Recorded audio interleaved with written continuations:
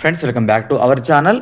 APPSC అతి త్వరలో నిర్వహించబోతున్న forest beat officer mains exam కోసం మోస్ట్ ఇంపార్టెంట్ వీడియోస్ మన ఛానల్లో తీసుకొస్తుంటే ఈ వీడియోలో భాగంగా జనరల్ మ్యాథ్స్కు సంబంధించిన క్లాస్ అయితే తెలుసుకునే ప్రయత్నం చేద్దాం.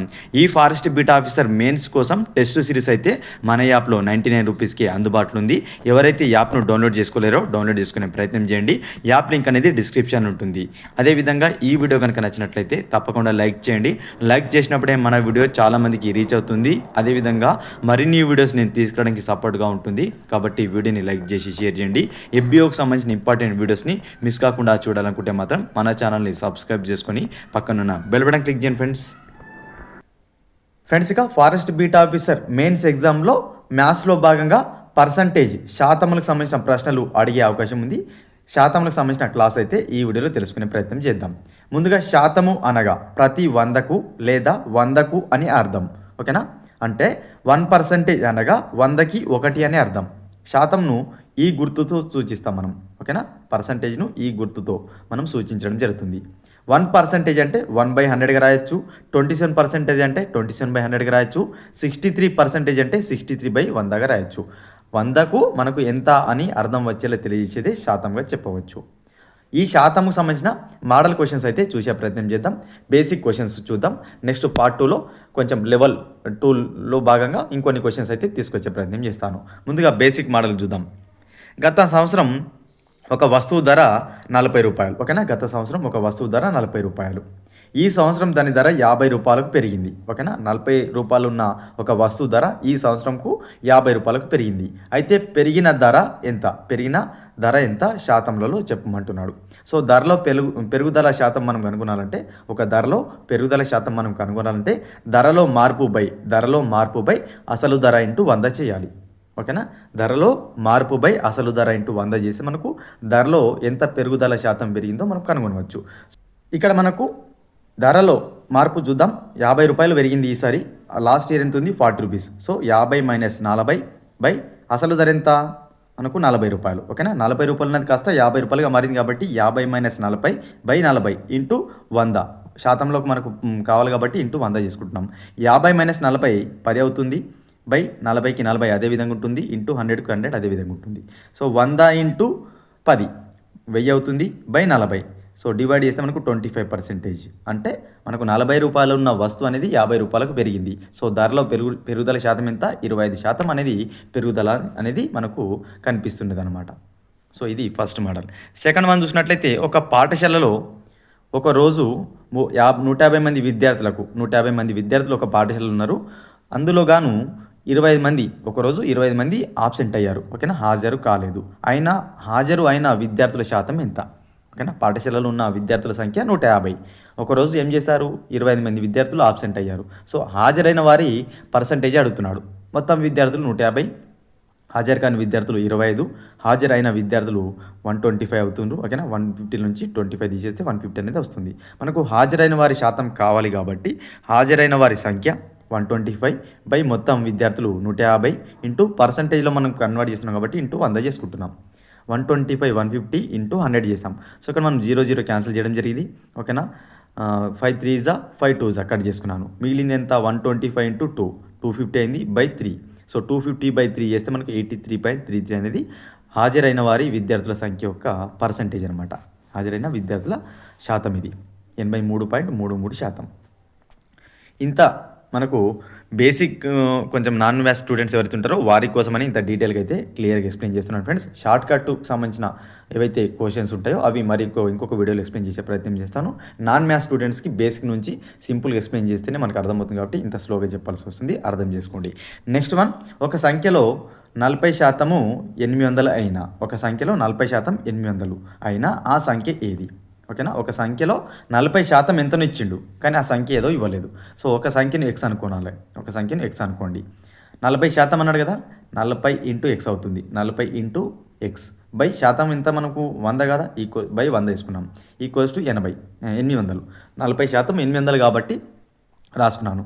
సో 40 ఇంటూ ఎక్స్, ఈ 100 అనేది మనకు ఇక్కడ క్రాస్ మల్టిప్లై చేస్తే 800 పక్కకి వెళ్తుంది కాబట్టి 800 ఇంటూ 100 చేసుకున్నాను. నెక్స్ట్ స్టెప్లో ఏం చేశాను? నేను కటింగ్ చేయడం జరిగింది. మీరు గమనిస్తే సో 0 క్యాన్సిల్ చేయడం జరిగింది. ఓకేనా? 4 1 జా 4 20 జా 20 ఇంటూ 100 2000 అంటే ఆ నంబర్ ఏది 2000 అనమాట. 2000లో 40% 800. ఈ విధంగా అడగడానికి అవకాశం ఉంది. నెక్స్ట్ వన్ 120% ఆఫ్ 25% ఆఫ్ 80 ఏమవుతుంది? ఓకేనా.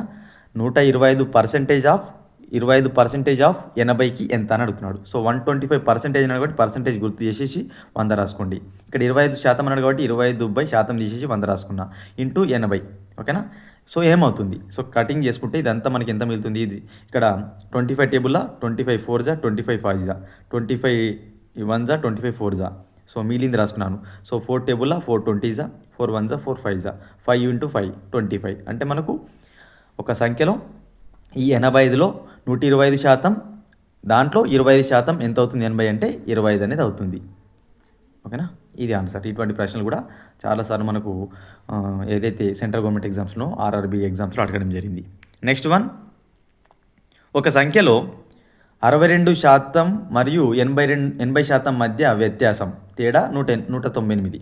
ఒక సంఖ్యలో 62% అదేవిధంగా 80% మధ్య వ్యత్యాసం 198 అయినా అదే సంఖ్యలో 92% మరియు 56% మధ్య వ్యత్యాసం ఎంత? ఓకేనా. 62% 80% మధ్య వ్యత్యాసము 198 అని ఇచ్చిండు. అదే సంఖ్యలో 92% 56% వ్యత్యాసం ఎంత అని అడుగుతున్నాడు. సో మనం ఇక్కడ సింపుల్గా షార్ట్కట్ చేయొచ్చు. 62% 80% డిఫరెన్స్ ఎంత? 18%. 92% 56% డిఫరెన్స్ ఎంత? 36%. సో ఈ 18%కి మనకి ఎంత ఇచ్చాడు? 198. ఓకేనా. అదే 36% ఎంత? కాబట్టి 36/18. ఓకేనా. Percentage 36%/18% into 198. సో 18 1 జా 18 11 జా 36 11 జా 396. ఓకేనా. 62 80% మధ్య డిఫరెన్స్ 198 అయితే 92 56 డిఫరెన్స్ 396 అవుతుంది. ఓకేనా. ఇది నెక్స్ట్ వన్, పి అనేది క్యూ కంటే 40% తక్కువ. ఇది ఇంపార్టెంట్ మోడల్ ఫ్రెండ్స్, చాలాసార్లు అడిగారు.